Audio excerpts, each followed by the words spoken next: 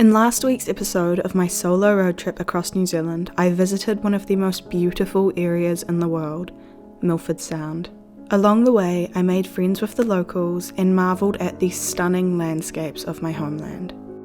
In this week's episode, I spend a couple of days relaxing, recovering and rejuvenating, taking in the stunning landscapes of the Queenstown Lakes area. This video is 2 days of taking it slow and a gentle reminder to rest when it's needed.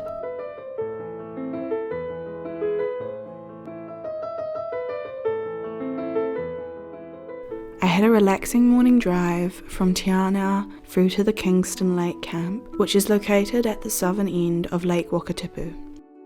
So I got sick of Fiordland and I've left, even though the weather was getting better. I didn't get to everything I wanted to in Fiordland, but was kind of just done with it, so that's a-okay. And now we're here, and I'm gonna get a real sick drone shot in a minute, so yeah.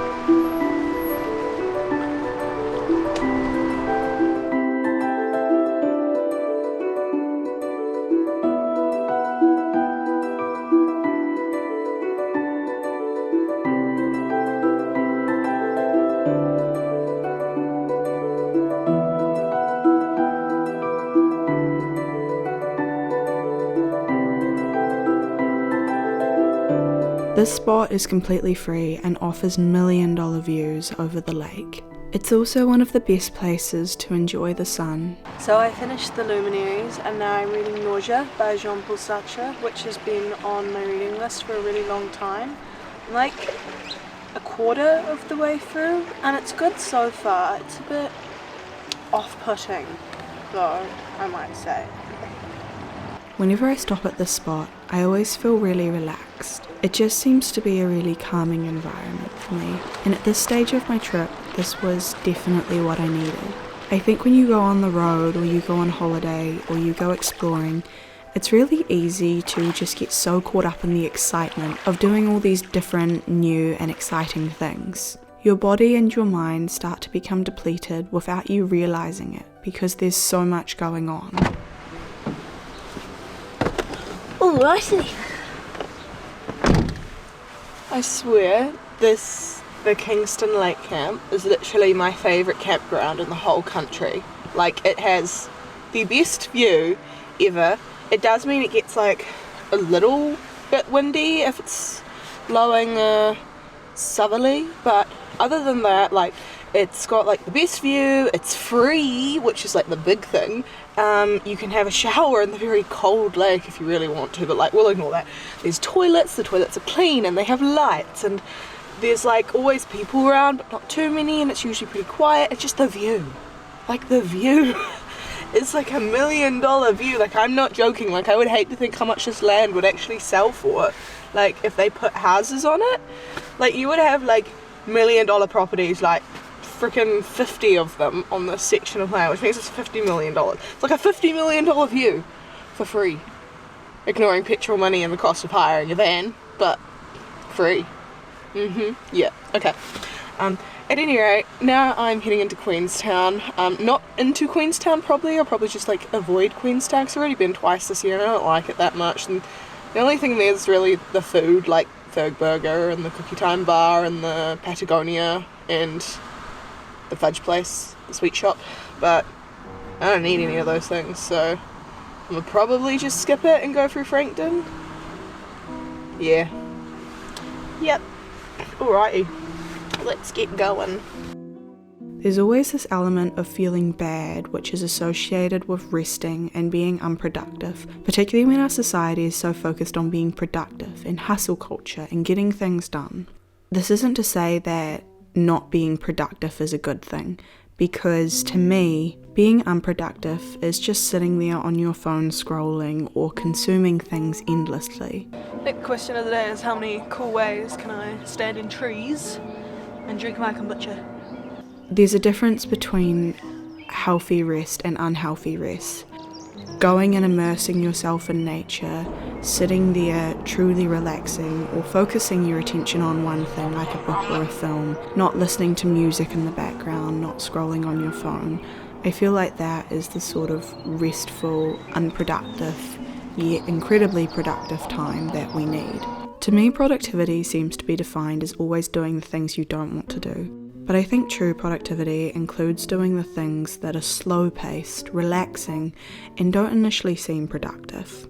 To me, productivity isn't limited to the amount of money you're making or the amount of work you're outputting or how hard you're hustling. It's also related to how much time you're spending feeding your mind, finding out about yourself, and actually discovering who you are as a person. If you're incredibly focused on productivity, I don't think it leaves much time for intrinsic reflection. And for me, these few days definitely led to a lot of that. When you're immersed in beautiful landscapes and nature, it's kind of hard to think of anything else, and I find that my mind at least becomes very calm, and it leaves me more time to think about who I am as a human being. I am at Lake Hayes Estate, and I actually think I might go through to Arrowtown because I avoided Queenstown at all costs, so I'm going to go to Arrowtown. I don't know why, I've been there at the start of this year. But I don't know, it's pretty.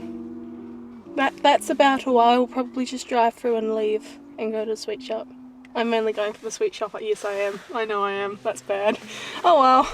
By no means I think I'm super knowledgeable about all these things I've been discussing, but I do feel like the idea of balance, which to me is common sense, is often overlooked in the way we approach things nowadays. After a hard time, there's nothing like spending a couple of days relaxing and walking around, looking at the world and taking time to appreciate its beauty.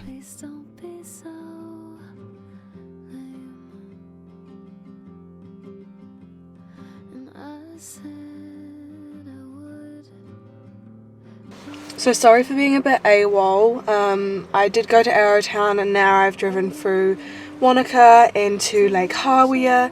Sometimes I just like to not film things because it's nice to not take the camera as well sometimes. Like, yes, I love filming things and documenting things and I think it's amazing, but I also think it's just as valuable to step away from that for a minute. And I just was in a lopsided mind frame and that's what I need to do. But at any rate, right now I'm at the Wave, the Lake Hawea Whitewater Park, and I came here last time I went on my road trip and it was awesome. It was a blast and I was really looking forward to coming and surfing it again. However, the river is far too low. There's basically no wave, and you know, I could get out and surf it, but I would be like banging my board on rocks the entire time. So we're gonna have to do a hard pass, and I think I'm going to go through to Mount Cook. Auraki te monga.